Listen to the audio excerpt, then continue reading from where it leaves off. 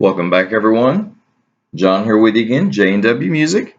We're going to go ahead and answer some questions that we had as far as people wanting to know about selling. Where's the best way to sell on the internet and the best places?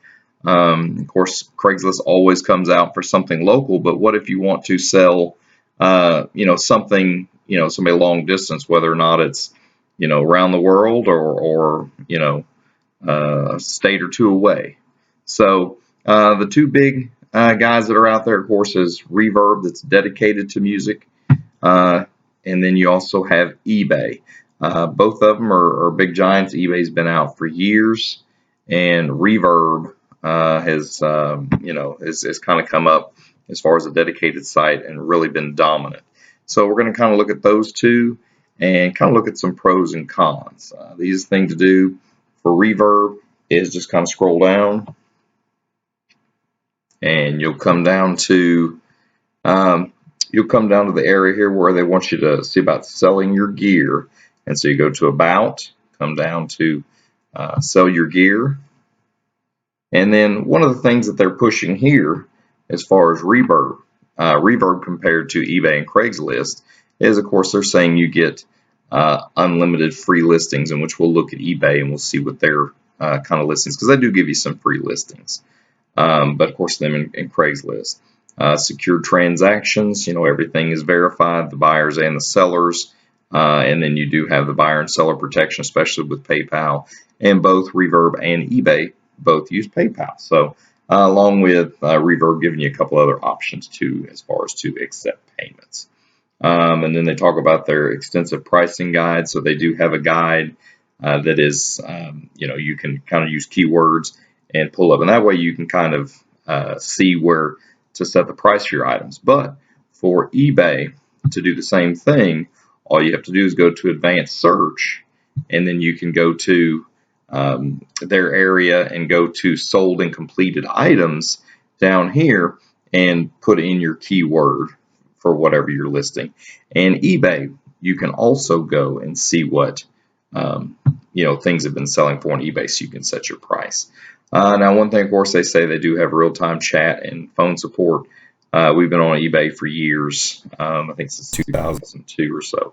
And and we were even power sellers at once. And then when you are a power seller, you do get you actually get a kind of a manager assigned to you, and you would be able to talk to somebody. But if you're a smaller seller, you don't do a lot, then you're not going to be able to get any kind of phone support through eBay, at least that we could find it when you're smaller. When you're a power seller, they will assign somebody to you. And of course, they say they have educational and inspirational content.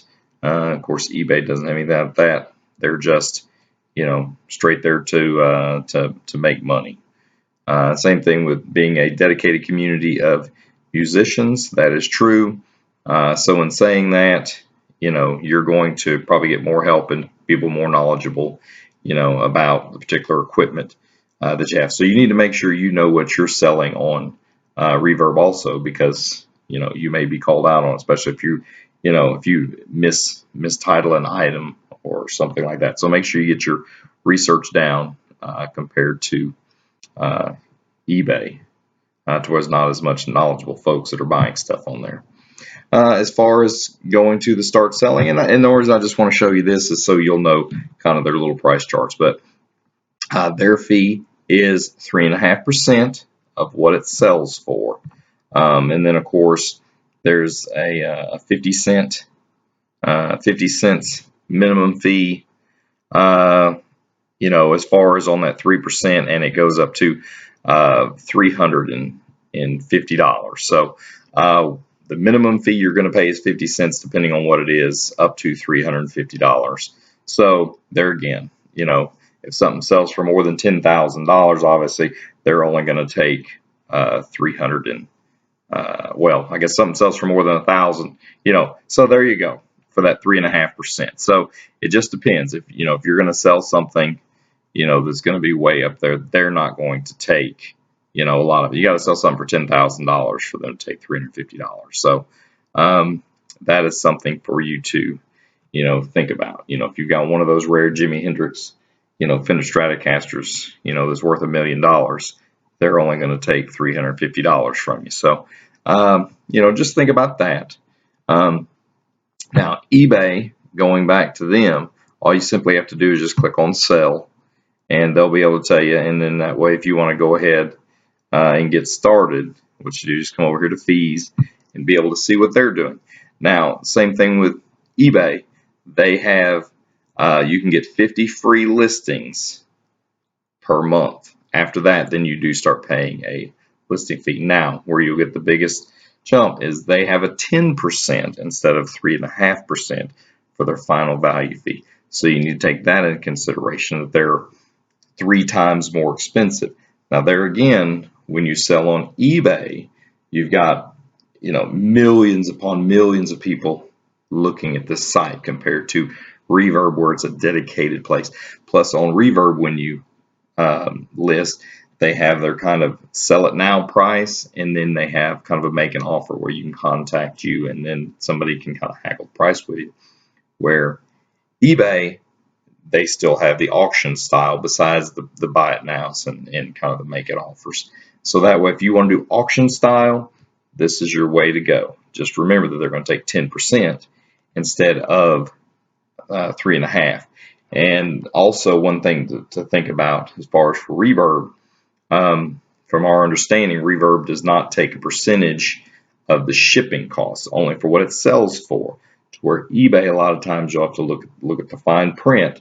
They're even taking a percentage of what your shipping cost is, because there was a thing going on a few years ago where people were charging more than what actual shipping would be, kind of gouging to make up the price of something sold low, that they would make up the price in the shipping and handling. So look into that. You may be paying more fees than just the 10% on the final value if they're still taking out for shipping. So look into that. But they both have their pros and cons. Like I say, here with Reverb, you're paying a lower price when it sells.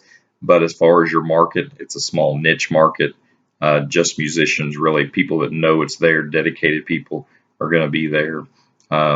With eBay, a lot more people have eBay accounts, so they're more willing to do it, especially for holidays. People not knowing what they're looking for, whether it be mothers, fathers, grandfathers, grandmothers, looking for their kids or grandkids, their little boys and girls for musical equipment. They probably have an eBay account where they do not have a Reverb account where they'd have to set something up. So especially during the holidays, you may be better off to sell on eBay than Reverb. So if you want to reach a broader market with people who are not as familiar with the musical equipment, eBay may be the way to go. If you want a market to where people know what they're getting, and they're willing to pay, the price that they, a good price that it's really worth, then Reverb is probably your market. But we hope this helped. If you have any questions, comments, please leave those below. If you like the video, please share, give a thumbs up, like it. If you'd like to be part of the J&W Music family, we'd like it if you subscribe. We'd love for you to give us a shout out. So until then, our motto here: stop dreaming, start playing. We'll see you next time.